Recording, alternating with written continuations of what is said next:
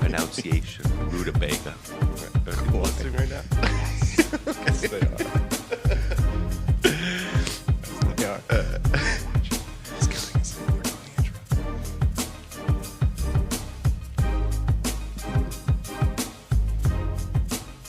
Guys, welcome to the I Love CVille Show. It's Jerry Miller. It's great to be with you on a Monday, fresh off a UVA victory over Virginia Tech. This is the I Love CVille Show, where we spotlight the best of Charlottesville, Virginia. What we like to do is spotlight entrepreneurs, folks that are making the community a better place. Our good buddy Curtis Shaver sitting shotgun with us today. Yep. His business undoubtedly committed to making the area a better place, whether supporting biking organizations across Central Virginia, creating jobs. He's got a fabulous kids' night for parents to kind of relax and unwind at Peloton. We're going to talk about the evolution of his brand, the success he has had as a chef, especially in Charlottesville and Central Virginia, and what we can expect from Peloton Station moving forward.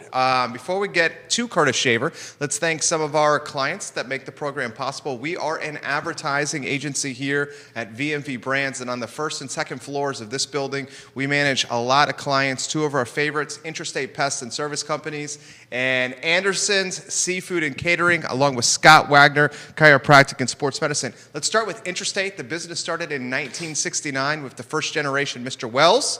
Today is a family-run business with 4 generations of family behind it and almost 100 employees. They are making the community better, just like Dr. Wagner of Scott Wagner Chiropractic and Sports Medicine, physical therapy, chiropractic care, sports medicine. Dr. Wagner has you covered. Judah Wickhauer is the director. Give it a like and a share. I'm excited of this show because we get to welcome Curtis Shaver to the program. Let's go to the studio camera.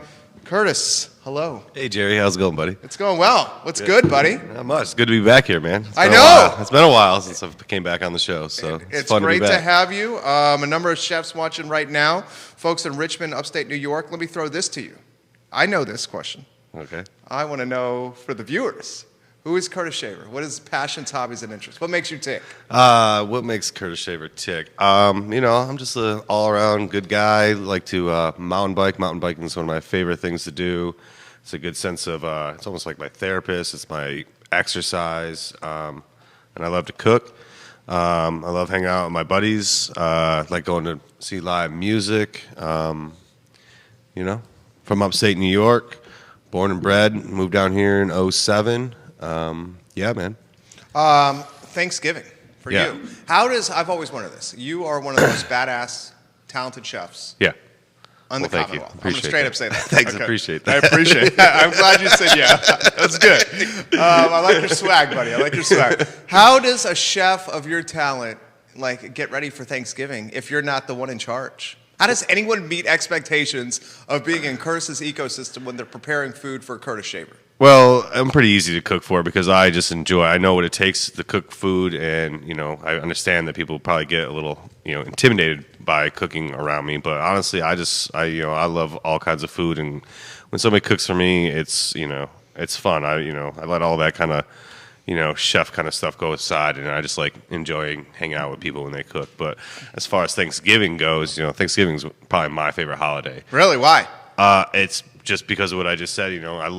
I love to cook Thanksgiving dinner for other people, and that's kind of why I became a chef. It's just the idea of just cooking for family and friends, and just seeing the joy that food brings on people when they eat. And I just Thanksgiving is bringing everybody around the table. Friends, family, people who don't have anywhere else to go or whatever. I like to invite anybody and everybody to my Thanksgiving, and it's a big feast, and it's just a good day to just be happy and be around the people you love, Linda Hodgins watching the program. She Yep. says, hey, Curtis, I was his first culinary instructor She was. in high school. Yep. I'm very proud of you. Marcia, is it Salea? Yep. She's watching. I'm proud of you, Curtis. Give it Yep. a like, give it a share on any of the streams that you're watching live on 12 Facebook pages. What is a Thanksgiving like when Curtis Shaver was like 9 or 10 in the Shaver household? Oh, I want all the details. All the details. All the details. Well, it was definitely always at our house. And my mom comes from a big family, so it was basically her whole family coming over to our house and she would cook the meal, and it would just be aunts, uncles, cousins, nephews, all hanging around and just enjoying each other's company. And that's kind of where I got, where I became a chef and like enjoyed cooking is from my mom and watching her cook in the kitchen. Where all the, it wasn't even Thanksgiving, it was Easter, Christmas, all the holidays. We always had them at our house, and it was just a big get together, and it was fun. How'd you get into cooking? Besides Linda Hodges and tutelage. Yeah. Or tutelage right now. Tutelage? Yeah. Her instruction. You like tutelage? Tutelage? That's a good word. Thank you. Again, it comes from my mom. My mom always cooked breakfast for us, and I always liked helping her making pancakes, and then just kind of grew up. I took, those aptitude tests you take in high school? Yeah. I took one of those, and it told me I should either be a chef or a mechanic. Really? Yeah. So I guess I'm good with my hands. So, yeah. Okay. Dan Blake, welcome to the program. Bellamy Brown, welcome to the program. Yeah. Will Vanderland, our good buddy, Yeah. watching the program right now. Give it a like, give it a share. Curtis Shaver, self-proclaimed good with his hands. Jay Wyatt and Linda Hodgins love that comment right now. 5 different states watching the I Love CVille show with the illustrious and infamous Curtis Shaver. Yeah. Okay, so let's talk about, you correct me if I'm wrong, upstate New York. Mm-hmm. To Cornell for career? So from upstate New York, where I took BOCES, is basically like the K-Tech here in Charlottesville. Mm-hmm. That's where I took culinary classes with Linda Hodgins. And from there, I went to culinary school in Pittsburgh. And it was at Pennsylvania Culinary where I went to culinary school. And that was great. It was a year-long program. I learned a lot there. I learned, all the tricks of the trade from, started with soups, sauces, stocks, working into meats, into seafood, into pastries. And from there, I went to, and that's where I get my love for all Pittsburgh sports. Go Penguins. You bleed? Yeah, I bleed black and Pittsburgh. gold, yeah. Yeah? So, and Steelers. Big win last night. Anyways, so from there, I went to Niagara Falls to do my internship up at a catering house up in Niagara Falls. Uh-huh. And that was cool. I learned a lot about kosher cooking there, too, which Okay. was interesting. It's a different dynamic when it comes to kosher cooking because there's a lot more rules and everything you got to follow.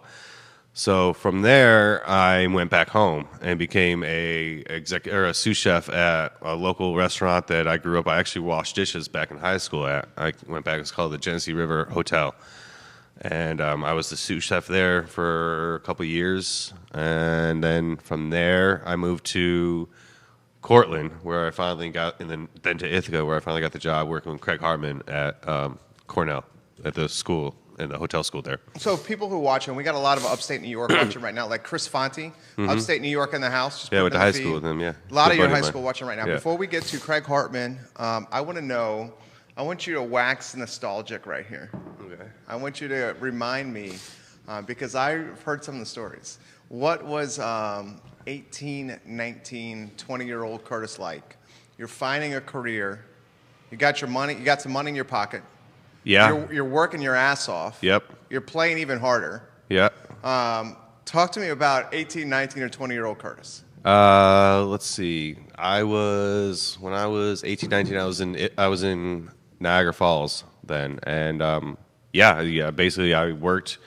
I lived in a hotel across the street from where I worked, and I worked, my butt off in the kitchens there, and just learning everything I could at that establishment. And then, Friday night, the Canadian border is right across the river, so we would just, walk across the river and, go to the casino, go to the, bars and whatnot over there and have a good time. But yeah, I mean, back then it was all about just learning and, honing in my chops and like really figuring out what I want to do with my, culinary direction. Marcia says, I had to sit next to him every day in culinary school, talk about competition. Dude had some serious talent. So you knew all the time that this was going to be chef for you, career for you? No, I mean, I didn't. I just, once I took that aptitude test in high school and just I started taking more culinary focus classes in high school.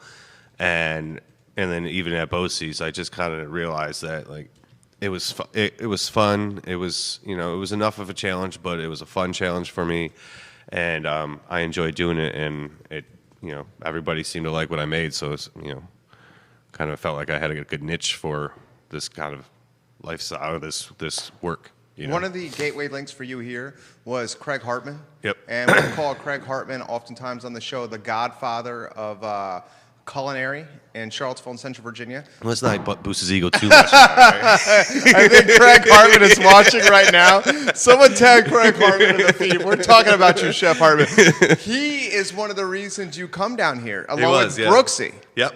Tell us that story. Well, Brooksy came down after I came down, but yeah, I'm a good with Brooks Tanner.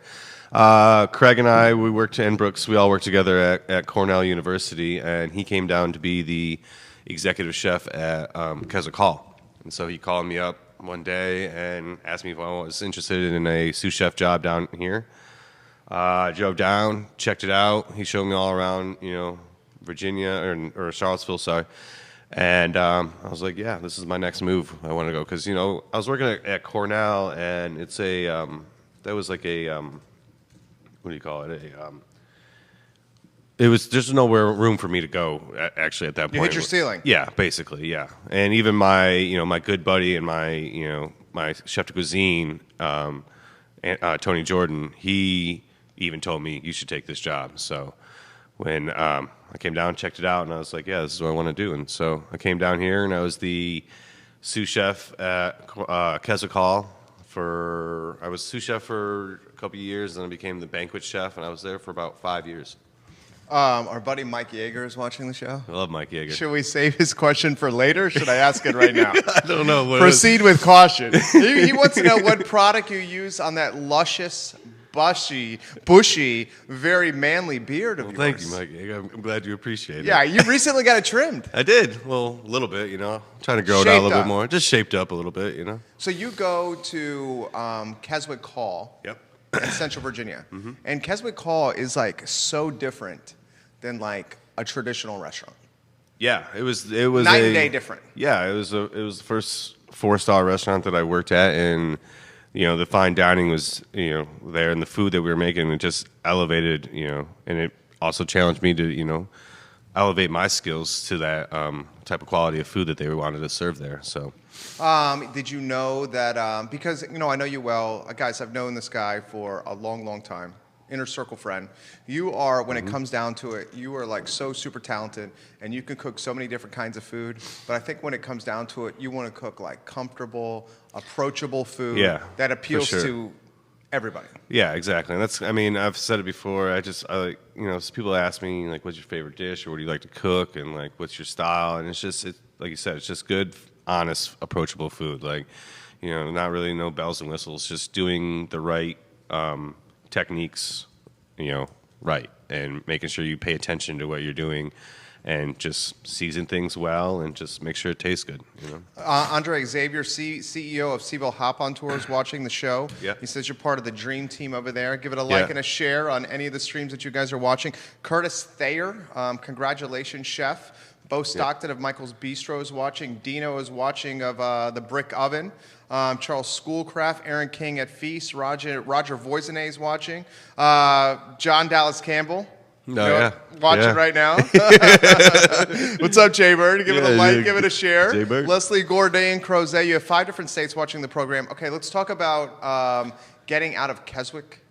Yeah, it was when the new company came in and bought Keswick.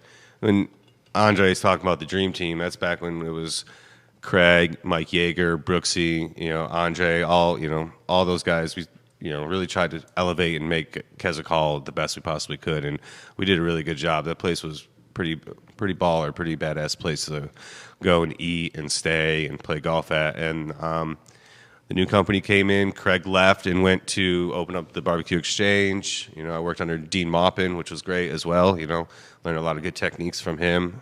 He's still a good buddy of mine.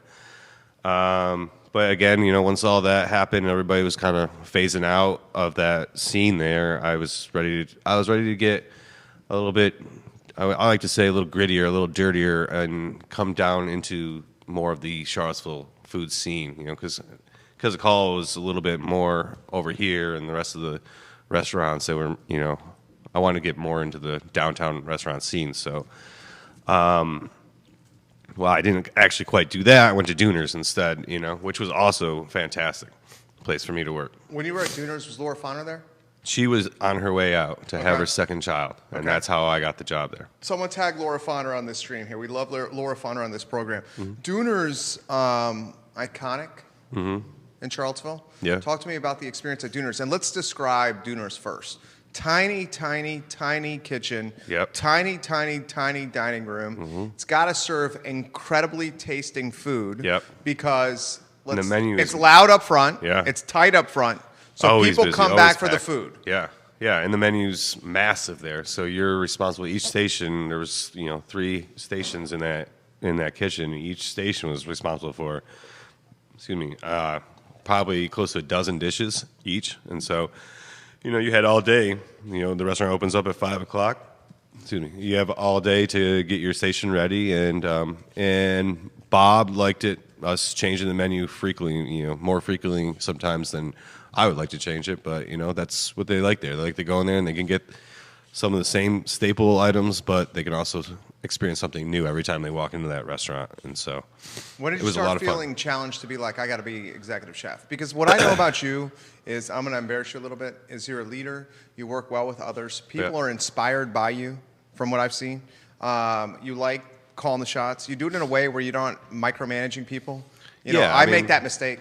Yeah, I kind of like let people, I let them do their job, and I feel, hounding people doesn't, in cooking and in working in your kitchen, you want people to be relaxed. You want people to be fun and and that kind of shows in their food. If they're real tensed up and angry or don't like what they're doing, it's going to show up in what they cook. So, sometimes, what people cook is an expression of how they're feeling. So you want to make sure people are having a good time in your kitchen. But, there's also, there's time for work and there's time for play. And so I try to ride that line with my staff. And, the way that I became the executive chef of Hamilton's, it kind of, fell in my lap, kind of like they were looking for an executive chef. And I threw my name in the ring and they called me up. And I remember specifically talking to Mike Yeager and Brooks Tanner one day, a beer run, about, am I ready for this? And they said, well, why would you not give it a shot? What's the worst going to happen? You do it and it doesn't work out, then The worst thing is not trying and not knowing. You don't strike me as someone who does not have confidence in himself. Well, no, but I mean, coming up and being young and taking on your first executive How old were you? chef, I was, let's see, I was been at Hamilton's for 7 years, so I was probably just about to turn 30, if Okay. not 30 years So old. you're a yeah. young dude. Yeah. In a badass restaurant. It's an iconic restaurant in Charlottesville, and so it's a big step. And they've only had, I was the 4th executive chef to take over that restaurant, and so that's a big step. That's there's going to be a lot of eyes on me in there, and so there was definitely a little second where I had to think about am I ready for this move? And so- Hamilton's at First and Main, guys, is one of the best in Charlottesville. When you think of the heartbeat of Charlottesville, you think of the downtown mall. Mm-hmm. And when you think of the downtown mall, which folks that are watching that are outside Charlottesville, 6 different states watching now, folks that are outside Charlottesville, Virginia, the downtown mall is 8-9 blocks. And there's a couple Mm-hmm. of restaurants that are kind of like the linchpins or the icons. C&O, Yep. Hamilton's. Yeah. Sal's Cafe Italia has been around for a long Been time, around for a talking about while. generations here. Yeah. So you go in as the lead dog Mm-hmm. at a brand in a restaurant that is the lead dog.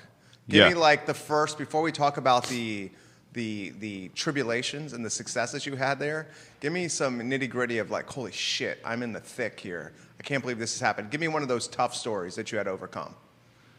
Man, I don't know. Let me think. It's been a while. I mean, I think just coming into that kitchen and earning the respect of people who've been in that kitchen for 12, 15 years was a big challenge in my eyes, because here I am, somebody, they don't even know who they are, and they're coming in and trying to tell them what to do and change things that they've been doing for 12 years, and that's not easy. That's not easy to get people to buy into your ideas and buy into your system when they've been doing things for so long. So that was probably the hardest part of that. But I think I had a really great support staff with Bill and Kate Hamilton and Greg Vogler and Daniel Page. I think they all really, All co-owners. Yep, and they all really, they really supported, me and helped me define my food and my menu and my cuisine and let me showcase what I can do in food. And so we'll relay some comments from listeners. You're a popular guy here. This is from Scott Clothier. Am I saying his last name right? I love Chef Curtis and his creative sandwiches. What does he love more, being a creative in the kitchen or his love for the Washington Capitals? He's obviously a Penguins fan. I like that joke right there, Scott. James Stockton, who's the owner of Michael's Bistro, is watching. He says, Peloton Station rocks. Keep up the good work. We love your restaurant. Doug Niven is watching. He says, you rock. I can't wait to see you at Lock-In. You're getting some love from Casey Eileen and New Year's in Niagara Falls. Linda Hodgins continues to give you props and say you won awards in high school. Bill Trailer, my main man, Curtis Shaver. Gail Hobbs Page says, Dana and I are watching. We're lucky to have you in our town. Rick White is watching from Jack Brown's. Kate Hamilton of Hamilton's at First and Main watching right now. Give it a like, give it a share. What was it like to go into a family restaurant? A tight family restaurant. Again, it was a little nerve-wracking at first, but Bill and Kate were very open-armed and let me in, and I feel like I got lucky getting that job there. In hindsight, and they've been huge supporters of me, and it was great. That's the short answer to me going into that family restaurant. It was great. It was a great experience for me, and I enjoyed it. How do you think a restaurant, especially in the downtown mall, which has got to be the most competitive corridor, stays and has success like Hamilton's had for so long? You just got to keep rolling with the punches and keep being relevant and understanding what your customers are, understanding your clientele and understanding what they expect and want from your restaurant. And I think, again, the whole idea of, people coming in and can get something that they, menu-wise, something that they can always know that they can go in. I can go into Hamilton's and I can get this calamari dish, or I can go into Hamilton's and get, the shrimp and grits anytime I go into Hamilton's. But also keeping it fresh and new for those people who are like, yeah, I can get that, but this looks interesting as well. You know what I mean? So those it's a tough balance, but that's what keeps you relevant, keeps you popular. Kate says we got lucky with you as well, Curtis. That's one of the co-owners of the restaurant, giving the chef props. Okay, so you go and you're at Hamilton's. You've always wanted to run your own business. You've always wanted to have your own restaurant. Well, not at first. I was enjoying being the executive chef and doing all the extra events and getting my name out there and, winning, competitions and things like that. And then it just seemed like that was my next step, I didn't want to continue to just work on the line all my life, again, it goes back to the whole idea of where, if you don't try, how do you know? So I've been just trying to find my ceiling each step of the way, and this just seemed like the next step is to open up my own restaurant. I threw this question to Laura Fonner. She's the executive chef of Dooners, about being on the line. We all I think everybody in life. I call it in the trenches, Jerry. Everybody in life wants to do what you guys do. No, they don't. They think they do. They think they do, but you don't want to. It's a Right. tough, grueling lifestyle to be a chef that works on the line. And that's what I want to throw to you. So I think everybody wants to do, because of TV and the content we watch, be a rock star. If they can't be a rock star, they want to be some kind of athlete. They want to be some kind of chef. Yeah. Because of the Food Network. Yeah, absolutely. It's definitely What's chef life? It's definitely popularized the idea of being a chef and how cool it is, but real chef life is you're working 60 hours a week in a hot kitchen. There's knives, there's fire, you got you're trying to do your best and put out the best food you can, and table 6 is mad at you because you left the shells on the shrimp or something, or and it just can ruin your day when somebody's like, oh, this is wrong, or you're just like, man, I'm trying my hardest here, and one dish goes out and it's bad, and then you work on weekends, you work at nights, your friends and your family don't get to see you. A lot of holidays you don't get to get off for, so it's tough. It's not easy for everybody. It's kind of one of those jobs where you got to love what you do to stay in it. Otherwise, you're not going to make it, When did you start loving what you did? From the beginning? I guess, it just kind of I think it's just something that just over the years, I just kept doing because if I didn't love it, I would have got out a long time ago, so. Give it a like, give it a share, guys. We'll get to these questions in a matter of moments. Tyler Marshall, welcome to the program. Got Philly watching the show right now. Got Charlotte, North Carolina, Richmond, Virginia watching the show.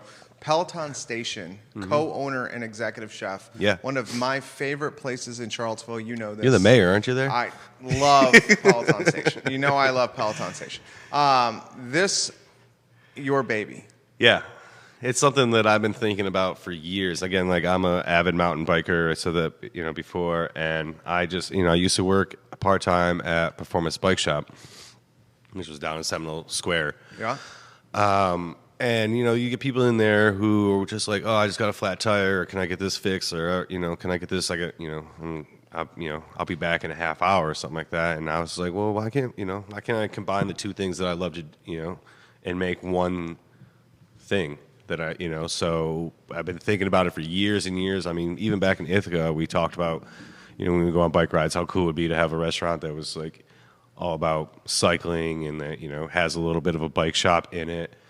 And, as more and more I thought about the idea, there's, a couple of them started popping up. The first one that I noticed was a place called Powerhouse in Idaho.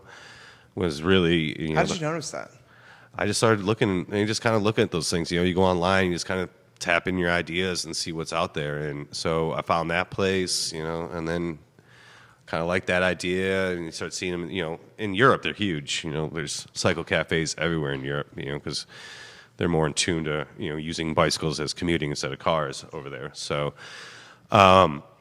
but then, more and more we start talking about the idea, and Bill and I were brainstorming the idea. We started looking into them. There's, a place called Trail House out in California that we like their ideas. We got a lot of our interior ideas. We tried to, we took from a place called Route 66 in Colorado, which is they have full functioning bike shop and bar restaurant there. There's also places in Asheville. I actually went and visited one. It's called The Hub down in Asheville, right outside Pisgah National Forest out there. And it was cool to just walk, after a bike ride, I walked in the shop, and in their whole mechanic section, they have a beer tap, and you can sit down there and just have a beer after your ride and watch the mechanics work on their bikes. And I was like, this is pretty sweet. And so you got Big Mike Shaver watching the show right now. That's my dad. Love Mike Shaver. He's a namesake of one of the sandwiches at Peloton Station. Someone get Peggy in the mix here. Peg, where are you, lady? Someone tag Peg. I want to hear this story. You are the executive chef at Hamilton's. Yeah. On the downtown mall. Hamilton's is fine dining at its best. Mm-hmm. Like an institution again in Charlottesville. And the most competitive category in Charlottesville restaurants. You go to the co-owners of the restaurant, Bill Hamilton, Kate Hamilton, Greg Volger, and Daniel, and you say to this foursome, guys, I want to get out of the kitchen where I'm one of the best chefs in Charlottesville at your namesake restaurant, Hamilton's, and I want to launch a new idea that is a combined bike shop, sports bar, and restaurant. And I want to be one of the co-owners, and I want this to be approachable food, very different from the cuisine that we're serving at Hamilton's, and I'd like to open it soon. Yeah, well, tell me that story. Conversation didn't go quite like that. Okay, I want to hear how it goes. It went basically. I always said to myself and my close friends that I was happy at Hamilton's, and I was like, I'm probably never going to leave this restaurant unless I open my own place, and so it just came to that one point where I sat them down and I said, this is it. I want to learn more about the restaurant side, more of the front of house side things. I know how to cook. I know I can run a kitchen now. I want to open up my own place eventually. And so they said, okay, let us think about it. And, went back and forth a little bit in conversations. And then Bill said, all right, let's talk about your idea and what do you want to do? And so we spent another, better half of a year just kind of coming up with the idea. And at that time, we were also doing Sandwich Lab at... You were crushing it. Yeah, Tell me about the Hamilton's. Sandwich Lab. So Sandwich Lab was a social media kind of pop-up restaurant that we would do inside of Hamilton's, where one week we would say what the unique sandwich was. And we tried doing again, approachable sandwiches that you've heard of, but, kind of twisting them and making them a little bit cooler to make them a little bit more It's interesting. almost like sophisticated yet approachable sandwiches. Yeah, something it's like from craft sandwiches. Yeah, craft sandwich, something that you're Yeah. familiar with, but a little bit different of a twist on it, kind of like I like to think about it. And so, we were like, well, what about that idea and bringing that up, And so we kind of combined that idea, the idea of the bike shop restaurant together, and that's how we came up with Peloton Station. And so, I mean, it was a good 2 years in the making, just from Bill and I, and then Greg came on board later on, but of us just kind of brainstorming and figuring out exactly what we wanted to do. Joshua Moore, welcome to the program. Atlanta, Georgia, watching the show right now. Jen Huffman, Jared Wood. We got Grace watching in Charlotte. Okay, throw this to you. Scott in Virginia Beach is watching right now.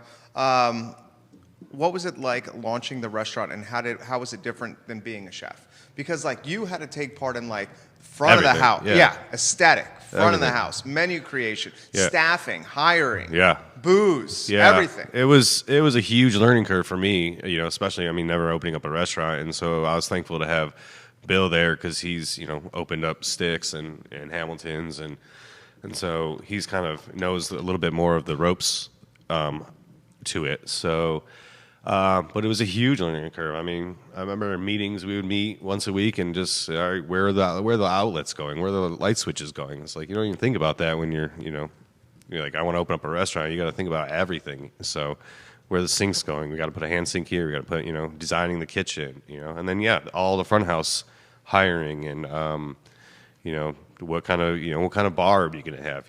It's mainly, craft beers and that such, not so much high-end cocktails, but, you got to have some cocktails, and just kind of thinking all that kind of stuff through. It's a lot. And so it was a huge learning curve for me. Did it make you appreciate front of the house more? Yeah, for sure, and I still do, and I'm still learning from the front of house, and still still working with them and understanding how all that works out and stuff. So, because I am a back house kind of guy, so it's a whole different world. But I've always thought of restaurants as front of house, back house. It's all one. It's a team. There's there's some chefs out there that just can be really divided, like back house, front house, but. Everybody's working together to do the same job to make everybody happy that comes to that restaurant. Because in the end, that's what it's all about. Making your customers happy, and if your customers are coming in happy, then everybody's making money. Amore is watching the show now. I think you work with her at Keswick Hall and Golf Club. She says, "Congratulations, chef." We'll get to these comments here in a matter of moments. Omar Campos, welcome to the show. We got Las Vegas watching the program now. Throw this to you: the Peloton Station brand. You are I think you're really good at a lot of stuff. I think you're really Thank you, good Jerry. at being the face of the brand. Yeah. Like an evangelist or brand ambassador. Evangelist? Yeah, you're an evangelist of the brand. When I think of Peloton Station, I think like you. Okay. And you are, like I said, a likable dude. You bring positive Appreciate energy that. to a room. Yeah. How about the mindset of being the, lack of better phrase, the Derek Jeter of the New York Yankees, or the Big Ben of the Steelers? You know what I'm getting at? Yeah. It's fun, and I appreciate it. But again, I'm not the only one making it happen. There's definitely a whole side, a team. There's a owner management side, behind me. I got all my staff that works hard to make sure that we're doing and care about the restaurant, which I really appreciate. So it's definitely people do definitely think of me as the face of the restaurant and the evangelist of the restaurant. But I like to think that I just take that in stride and know that I can't do it by myself. And so it's tough because a lot of people like to see when they come in the restaurant They want to meet the person. Yeah, they want to see me, but Yeah. it's I'm probably in there making sure your burger's cooked properly. You're making sure your chicken sandwiches is coming out on time. You know what I mean? So Peggy Hoffman's watching right now. Your mom. Ma Dukes is watching the program right now. What's up, Peg? Good to see you, lady. Your dad has a sandwich named after him. Yep. Your mom, Peggy, has a sandwich named after her. Talk to me about that. Basically said, when I was telling them about the restaurant and everything, of course they're ecstatic and supportive of it. And I said, well, what do you want your sandwich to be? I just kind of offered that up to them. And my mom wanted a Reuben. She loves Reuben. So we're doing our style of a Reuben called the Peg. And then my dad, growing up, he comes from an Italian family. And so he, likes fried bologna sandwiches, and so I kind of tried doing like a take on like a Italian hoagie with, instead of fried bologna, we use mortadella, so kind of just showing them some respect. Ryan Church giving you props. He says, "I love you, Dirty." How about the Dirty Curdy nickname? Yeah, that came a long time ago, and it's kind of just Should we stuck. be concerned that a chef, his nickname Dirty Curdy? I think I've asked you this before. Should we be concerned about that? No, it's not because of my hygiene. Okay. Where did Dirty Curdy come from? Yeah, there's a lot of stories where that name came from, so Okay. you're just going to have to ask, different person. They'll probably tell you a different story of where it came from. But I think in the end, Brooksy's the one who coined that name way back at Cornell a long time ago, and it just stuck. How about the change for you once you got into the trenches from Hamilton's to Peloton? Or like you got even more skin on the game for making this restaurant, and people are counting on you. Mm-hmm. Yeah, it's a lot of pressure, and you want to do well because it's your baby, and you got other people who are wanting it to do well and counting on me to do well, and it's just a lot more responsibility on my hands to take on, and it's it was a little bit of a shock at first, but that's what I signed up for, and that's what I wanted to do. I wanted that extra, responsibility. I wanted to open up my own restaurant. So Chris Reynolds has this question. He goes, "I come into Peloton Station all the time. Great spot to watch the game. If you could ask Chef Shaver how he spends his time, whether in the kitchen or with the bikes or at the front of the house, I'd be curious. I see him often at the bike shop portion of the restaurant." yeah, I mean, primarily I am in the kitchen, making sure the kitchen's running smoothly. Doing the ordering, doing the scheduling, making sure on the line when it gets busy. Because we got a small kitchen staff for that restaurant. And there's times when it gets busy, and so where I need to jump on the line and help those guys out, and I'm more than happy to do that. So that's my primary focus, is making sure the food's coming out correctly. So in slow times when there isn't a lot of draw in the kitchen, I will move my attention, my focus over to the bike shop and make sure that there's no bike repairs that need to get done. Make sure that if there are bike repairs waiting on parts to get ordered, that's getting ordered. Stuff like that, and then if that's taken care of, and then I can kind of cruise around and say hi to people and do that kind of stuff, and make sure the front of house is good. But the front of house has their management team, and I kind of oversee that, make sure that they got everything they need to succeed. But yeah, I really like your business because it's almost like you have three businesses in one. You have the bike shop portion, you have the bar portion, and then you have the restaurant portion. Yeah. So it's really dynamic, and I think you've also done a good job, which I think is a reflection of you, of being an ambassador to local music. Yep. You have a strong partnership with the Front Porch, Orion, and I'll let you. Yep. I'll get out of the way here. I mean, you're like in a stage for a lot of talented musicians locally. Your restaurant. Yeah, it's kind of funny because we didn't really think about it building the place. It's a lot of concrete in there, and so once we started having musical acts come in, and on Sundays we do Sunday brunch. There's always from 1 to 3, live music. On Mondays we have Bluegrass Mondays with Andy Thacker, Jay Starling, and those guys. But it turns out that a lot of musicians really enjoy playing in that space. That it's Good acoustics. Yeah, they like the way it sounds, and so we have Orion and the Melton Crayons now. They're on a residency with us every Friday night during the winter, and he's got a big show. He's going to do the tree lighting ceremony this Friday, and then he's going to have the big after party at Peloton Station. So that should be fun. So y'all should come out for that. But yeah, it's been really fun to having a lot of musicians come in and be like, "We want to play at Peloton. We want to play at Peloton. Can you book us?" And we're like, "Sure." Chad Tremblay says this. Curtis, you're a great man. Always fun to watch you in the kitchen, on bikes, or on this show. You're doing a great job. How about this question? When you're at Peloton and you're seeing I've seen it a few times, band playing, games on TV, crowded bar, full dining room, people enjoying your fire pit outside patio. In a lot of ways, you guys are building a corridor or a district. Yeah. You were first or second to market. Probably first to market was Red Hub Food Co. on this, but they're really not a nighttime restaurant. Right. So I feel like Peloton Station is driving the momentum in the district that they're at in Charlottesville, which is off the downtown mall. Right. So I'll stop right there. Yeah. So just let everybody know where we are. We're located on 10th Street. Yeah. Over we like to call it Midtown now that it's all becoming developed in between downtown mall and the corner. So it has been a little bit. That has been one of our bigger challenges is getting people to understand where we are, because it's not a place. When I moved here in '07, it was definitely not a place that you would go and hang out at a restaurant. There wasn't even any restaurants back then when I moved here. When I got here in 2000, you did not go there. Yeah. Yeah. As a UVA student, I got here as a first year. We did not pass 14th Street. Right. So like props to you. Like you are building a commerce district. Yeah. I mean, there's definitely a lot of other restaurants that have opened up in that corridor now that have been trying to lead the way as well. But yeah, we're in the 10th. It's like what Beer Run did. 10th Street Warehouse. Yeah. For their area. Yeah.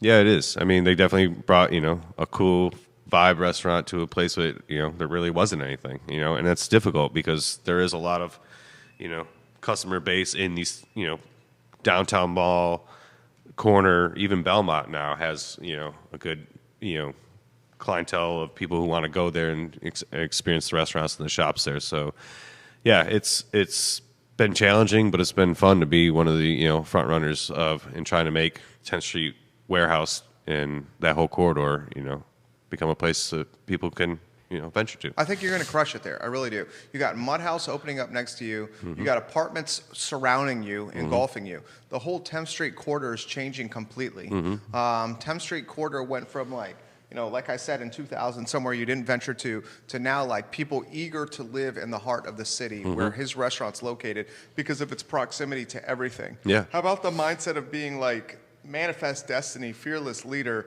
balls to the wall, willing to make something happen here? When you, Bill, and Greg were coming up with this location. Yeah.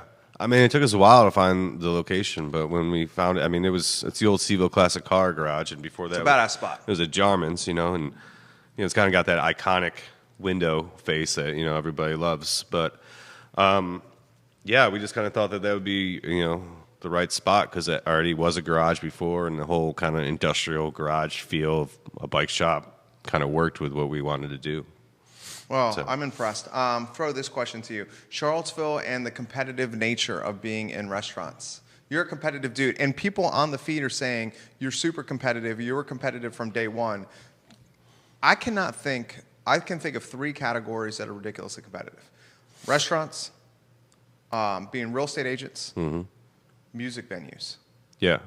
Well, I mean, I guess we could technically, we're becoming kind of a music venue, but yeah, this town is saturated with restaurants and a lot of good restaurants, and so it's definitely it's a challenge, not only to get customers and clientele to come into your restaurant, but also the help in this town. There's just so many restaurants that chefs and cooks can basically take their pick where they want to work and make sure they're getting paid what they want to get paid. Again, 10 years ago when I moved here, it wasn't really like that. You're lucky to get a job in some of these restaurants, and so it's definitely difficult, and so it's definitely a struggle every day. And I think a lot of restaurants and restaurant owners would agree with that. It's not only are you competing for customers and business, you're also competing for good help. You think Charlottesville's home long term for you? I mean, it's got to be now, right? Yeah, I mean, it's it's kind of a we like to call it the velvet ditch. It just kind of sucks. Yeah, it sinks you in, and I mean, a year. When I first year moving here, I didn't really know. I mean, it took me a while to figure out where I wanted to go. But yeah, I mean, I do like Charlottesville. I mean, I love Charlottesville. It's got all of the seasons. The winters aren't too rough. The summers aren't too hot. The beach is 2 hours away if you want to go there. The mountains are right in our backyard, so it's great mountain biking. And I'm more of a woods mountain kind of person myself. If you can't tell with the beard, So, but yeah, I do like I do love this town. Yeah, I don't think I'm going to go anywhere anytime soon. Grace in Richmond has a question about your beard. When did you start growing that beard? I like it a lot. Grace in Richmond right now. When did you start growing that beard? Well, I've always had some facial hair when I was at Keswick, but I kept it pretty trimmed, tight and trimmed back then. And beards are in. Yeah, I don't know. I guess it was at Hamilton's when I started growing it. I grew it for about 2 years, and I trimmed it back one time. and I decided to grow it back. So it's probably been going, I don't know, a couple years now, 4 years probably. Do you think you have the best beard in Charlottesville? I don't know. There's a lot of good beards. Who's got the best beard in I Charlottesville? don't know. I don't go around looking at him. Bill's judging. got a good beard. Yeah, Bill does have Bill's a good watching beard. right now. That was Bill, right? Yeah. He's watching. He's got a good beard right now. Yeah. Beards are good. A lot of comments about the beard. We'll put the beards aside for now. We throw this question to everybody on the show here. You're crushing it, by the way. Thank you. We got about 5 minutes left. August 12th, 2017. Mm-hmm. So this show was a manifestation of August 12th, 2017. And for the folks that are not watching this program, that are watching this program that don't live in Charlottesville, that was a tough time for our community, tough time for the downtown mall. I'm sure you saw it on national television. We birthed this idea after that to put folks like you in the spotlight that are doing good things for the community so we can have positive, heady vibes out there as opposed to negativity. Yeah. Okay? Sure. Throw open-ended question to you about that topic. August 12, 2017. How it impacted you, what you saw. Yeah, I mean, I came down here and Were you at Hamilton's? well, we closed that day Okay. because of everything. And so I remember going to the market and talking to Dave Fafara. Yeah. And getting a cup of coffee from him and just seeing, the guys that ride around in the trucks and just knowing that, bad news was about to happen. Walked up to the park and just could see all the hate and anger, being shouted, and decided, I didn't want to be around that anymore, and went home, just kind of watched it from the safety of my house and on TV. And it was a tough time, I mean, and the worst part about it is now when like we went home, my girlfriend and I I went. was going to ask you about that. Went home. My wife's from Long Island. I still get that. Yeah, and you go home and you're like, oh, where are you living in Virginia? And you say Charlottesville, and they bring that up, and it's like, well, we also just won the national championships in basketball. Like, Right. let's talk about that. Right. It's kind of a stain on Charlottesville, and that sucks. That's too bad. Because this town doesn't deserve that kind of stain. Or to have that kind of negative publicity on it. Well said. How do you fix it? I just think you just keep pushing forward and push that behind you, I mean, and keep reminding people that there's a lot more things in Charlottesville than what happened that day, and just kind of take that out of everybody else's mind and like let them focus on, like I said, the national championship, UVA beating Tech, those kind of things, like the good things in the mountain biking and the thriving restaurant scene, and like, just how cool of a town this town really is, and take the negativity out of people's minds. Love that answer. I mean, what do you think your role is? I throw this to everybody too, as a business owner. I mean, do you feel like you have a small part in the mix of where we're going?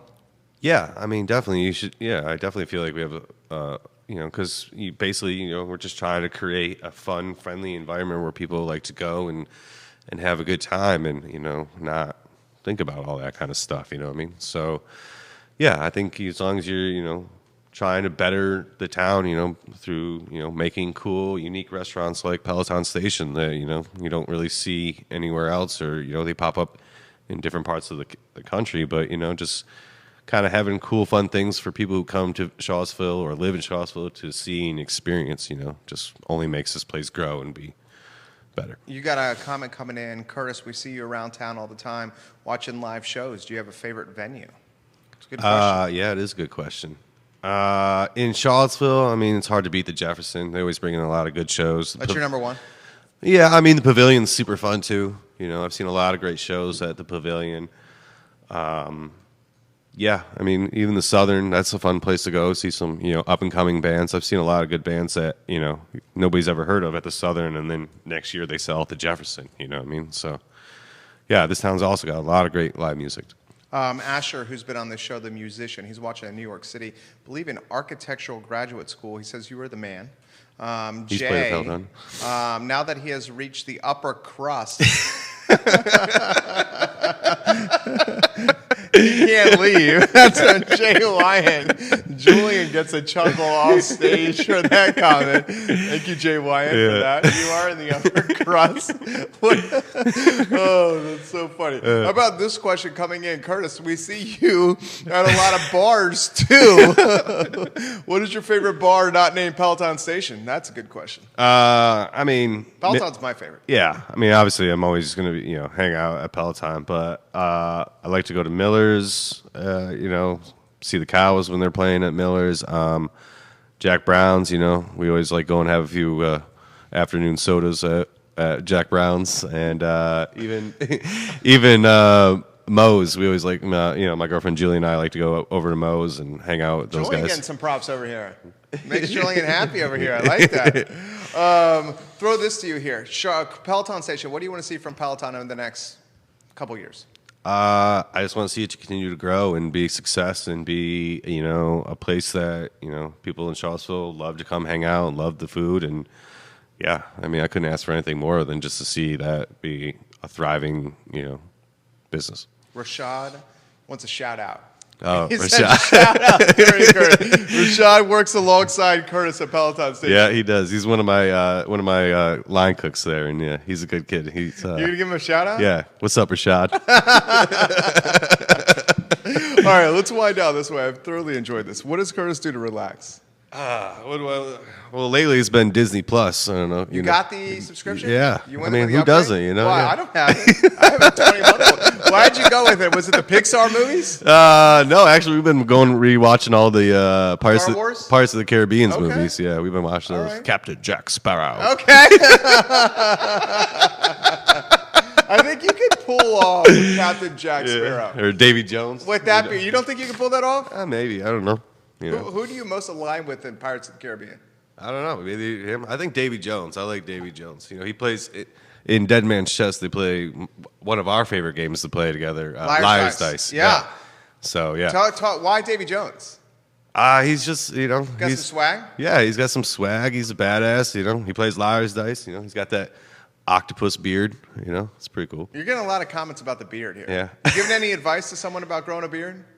Just keep growing it. Everybody's like, I can't Past get the itchy stage. Yeah, exactly. Once you get past the itchy stage, it doesn't itch anymore. And you got to keep product in it. You got to keep it clean. You got to keep some oil Your in it. special lady Julian doesn't mind the beard? No, she likes the beard. So, She likes the beard. Yeah. She likes the beard over there. Okay, we'll leave it at that. All right. You filled an hour. You crushed it. You made it easy. Where can we find Peloton Station? Why should we go? You should go to Peloton if you want to watch a game, if you want to get your bike fixed, you want a good sandwich. Wings. People have been giving us praise about our wings, saying they might be the best in town. Pretty damn good. Yeah. Hang out with your buddies. Again, if it's not too cold outside, you can sit by the fireplace and have a cold beer. We got 12 different beers on tap, always rotating. Got a whole line of tall boy cans to choose from. Excuse me. If you just want a good place, a fun, comfortable place with a cool atmosphere and vibe, and get a good sandwich and hang out with your buddies or your family and just have a cold beer and just, kick your feet up and relax. Rashad said his life is complete now. I don't know what that means. I'm surprised. Love you, homie. Scott in Virginia Beach, what's up, baby? We're talking about Peloton Station. Your boy Curtis Shaver here. I will attest to it. One of the best in Charlottesville, Peloton Station. Priced well, family friendly, great spot to watch the game, great spot to have some cold beers. If you have not, I want to get this out there far and wide, and why I want to get it out there far and wide is because Inner Circle, I love you, homie. Yeah. Part of me is also a little sad because I know once we get this out there far and wide, I might not be able to command my go-to spot at the bar all the time. But I think you're crushing it. I'm so pumped for Peloton Station. Thank so you. Pumped Appreciate for you. I love your restaurant and the people that are in there. It's like it feels like home. Yeah. It feels like a more dynamic version of your living room.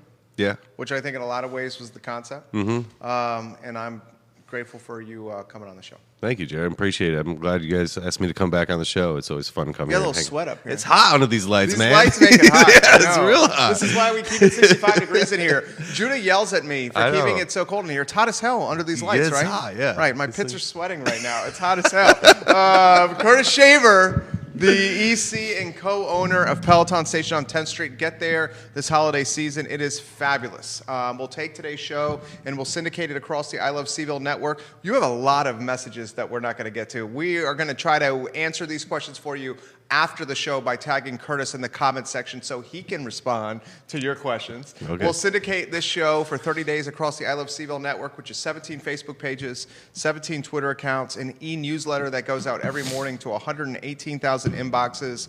We'll put it on iTunes and on ilovecville.com.